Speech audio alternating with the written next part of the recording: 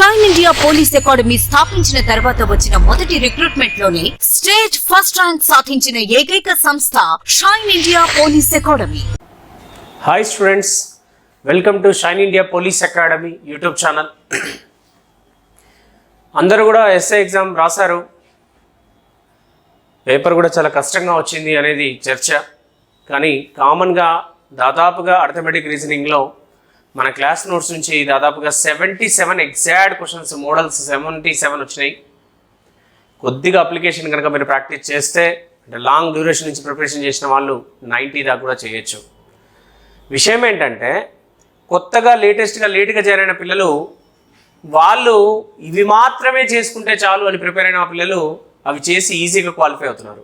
Long నుంచి preparation చేసిన వాళ్ళు ప్రతి క్వశ్చన్ వస్తుంది అనుకుంటే దాన్ని గంటల టైం వేస్ట్ చేశారు. నేను ఆల్రెడీ ఇంతకుముందు వీడియోలో కూడా చేశాను, ఒకటి మీకు ఎగ్జామ్ కంటే ముందు రోజు కూడా ఒక వీడియో చేశాను. ఒక గంట లోపు ఫస్ట్ ఒక గంటలోనే 200 బిట్లు తిరిగేయాలి, అప్పుడు మీకు ఆటోమేటిక్గా అక్కడక్కడ క్వశ్చన్స్ దొరుకుతాయని చెప్పాను.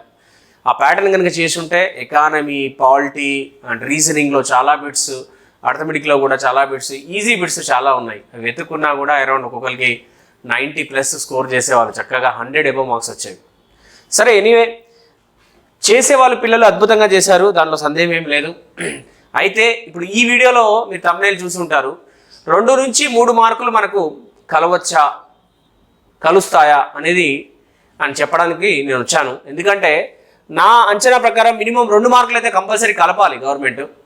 అసలు ఆ క్వశ్చన్స్ ఏంటివి, ఎక్కడ మనకి వివాదం ఉంది అనే అంశాలు నేను ఒకసారి తెర మీదకి తీసుకొస్తాను, జాగ్రత్తగా వాచ్ చేయండి. చూడండి, ఇది జనరల్ స్టడీస్లో question. Justice Srikrishna committee UPA ప్రభుత్వానికి తన రిపోర్ట్ను ఏ రోజున సమర్పించినది? Justice Srikrishna committee submitted its report to UPA government on అని చెప్పి అన్నాడు. ఒరిజినల్ ఆన్సర్ అయితే డిసెంబర్ 30, 2010. డిసెంబర్ 30, 2010. కానీ ఇక్కడ 2010 అనే ఇయర్ ఒకటి ఉంది, బట్ అది 3rd ఫిబ్రవరి అని ఉంది. సో కాదు. డిసెంబర్ 30కి దగ్గరలో ఉన్న డేట్ అంటే ఇక డిసెంబర్ 31 అని ఒకటి ఉంది, కానీ 2011 ఇచ్చాడు ఇయర్. సో ఫైనల్గా ఈ బిట్టు కి ఇక్కడ ఆన్సర్ లేదు. కాబట్టి 100%గా మనకి ఇక్కడ ఒక మార్కు కలుపుతారు అందరికీ. టచ్ చేస్తేనే కలుపుతారా, టచ్ చేయకపోతే కలుపుతారా అంటే అందరికీ కలుపుతారు. ఎందుకంటే అది తప్పు కాబట్టి, నీకు రాదు కాబట్టి టచ్ చేయకపోవచ్చు. కాబట్టి కంపల్సరీ అది టచ్ చేసినా చేయకపోయినా 100%గా ఒక మార్క్ అయితే మనకు యాడ్ అవుతుంది. సో ఇక్కడ ఒక మార్క్ మనకు కలుస్తుంది. ఇది జిఎస్లో. మరి అర్థమెటిక్ రీజనింగ్లో ఏమైనా ఉందా అని చూస్తే ఇక్కడ ఈ క్వశ్చన్ చూడండి. ABCDEF are sitting around a circular table in a park. A and F are facing the center of the table and the remaining are facing the direction opposite to the center. D is sitting second to the left of B. F is sitting second to the right of A. There is only one person between B and C. Then the person sitting to immediate right of F is అని అన్నాడు. ఒక ఉద్యానవనంలో గల ఒక గుండ్రని బల్లా చుట్టూ ABCDEFలు కూర్చొని ఉన్నారు. A మరియు Fలు బల్లా కేంద్రానికి అభిముఖంగాను, మిగిలిన వారు కేంద్రానికి ఎదురుగాను ఉన్న దిశకు అభిముఖంగాను కూర్చొని ఉన్నారు. Bకి ఎడమ వైపున ఉన్న రెండో వ్యక్తి D, Aకి కుడివైపున ఉన్న రెండో వ్యక్తి F. B, C మధ్య కేవలం ఒక వ్యక్తి మాత్రమే ఉన్నారు. అయితే Fకు కుడివైపున ప్రక్కనే కూర్చున్న వ్యక్తి ఎవరు? ఇది ఈ సిట్టింగ్ అరేంజ్మెంట్ కొంతమంది పిల్లలు ఈ విధంగా చేశారు, కొంతమంది ఇది చేశారు, కొంతమంది ఇది చేశారండి. అందరూ చేసింది కరెక్టే అండి. ఎందుకంటారా, ఇక్కడ క్లియర్గా చెప్పాడు ఏమని, ఉద్యానవనంలో A మరియు F facing to the centre. A మరియు Fలు ఇగో ఈ A మరియు Fలు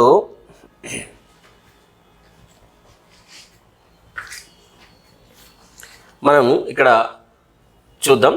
A మరియు F అంటే ఈ A, Fలు మాత్రమే లోపల వైపు చూస్తున్నారు, మిగతా వాళ్ళంతా బయటి వైపు చూస్తున్నారు. ఇక్కడ కూడా AF చూడండి, AF లోపల వైపు చూస్తున్నారు. ఇక్కడ కూడా A అండ్ F లోపల వైపు చూస్తున్నారు.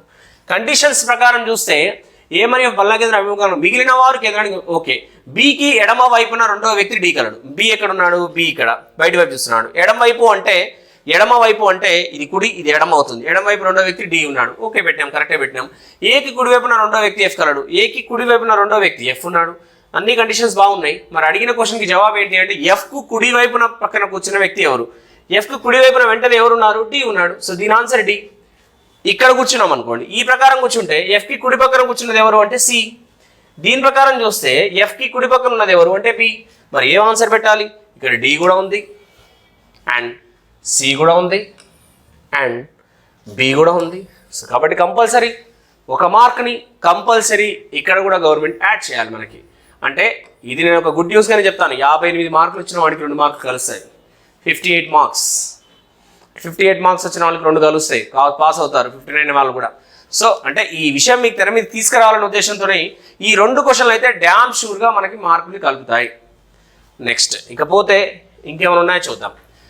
ఇది కూడా 1 కిలోమీటర్ పరుగు పందెంలో ఏ బిని in 1 kilometer race A can give B a start of 100 meter and can give C start in 200 meters. B can give 20 minutes to cover a race of 200 meters. The time taken by B to run 200 meters.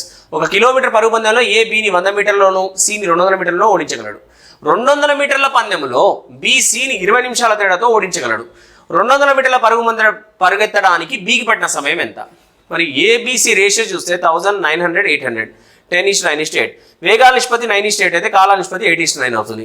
తేడా ఒకటే 20 నిమిషాలు. ఎందుకని వాడన్నాడు 200 మీటర్ల పందెములో B సిని 20 నిమిషాల తేడాతో ఓడించగలడు. B అనేవాడు సిని 20 నిమిషాల తేడాతో ఓడించగలడు. బి ఒక 200 మీటర్ ఉరకాలంటే 120 నిమిషాలు పడుతుంది.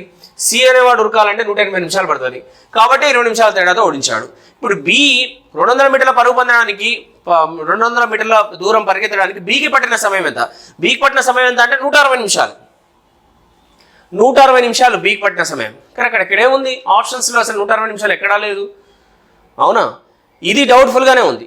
కానీ ఏం చేస్తాం మనం ఇక్కడ, ఒకవేళ ఇక్కడ ఉన్న దాన్ని బట్టి 8:20 అయితే 9కి ఎంత అంటే 9/8 × 20 అంటే ఏమొస్తుంది? 180/8 అని వస్తుంది. అంటే ఏమవుతుంది? 4 2s 2 4s 2 9s 0 అంటే 90/4. అంటే ఇది ఒకటి క్రియేట్ చేస్తున్నాం మనం ఆన్సర్ని, కానీ సాటిస్ఫైగా లేదు. విషయం ఏంటంటే జనరల్గా 160 minutes అనేది ఆప్షన్ ఇవ్వాలి. కాబట్టి ఇది నాకు డౌట్ఫుల్గా ఉంది. కాబట్టి 2 మార్కులు అయితే ప్రీవియస్ బిట్స్ కంపల్సరీ కలుస్తాయి. ఇది కూడా ఒక డౌట్ఫుల్గానే ఉంది అని చెప్పుకోవచ్చు. ఇకపోతే ఇంకా మన క్వశ్చన్స్ ఈ మూడిట్లోనే వివాదం ఉంది. ఫస్ట్ 2 అయితే కన్ఫామ్గా మార్క్స్ వస్తాయి.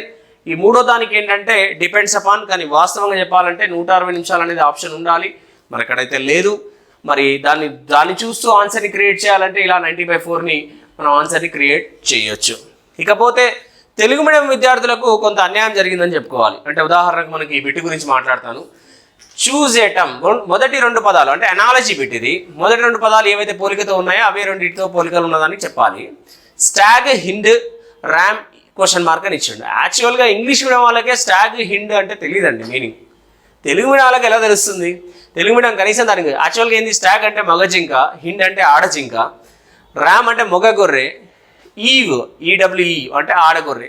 దీని ఆన్సర్ ఆడగొర్రె. కానీ ఇది ఎలా తెలుస్తుంది మనకి? తెలుగు మీడియం వాళ్ళకి అసలు ఇంపాసిబుల్.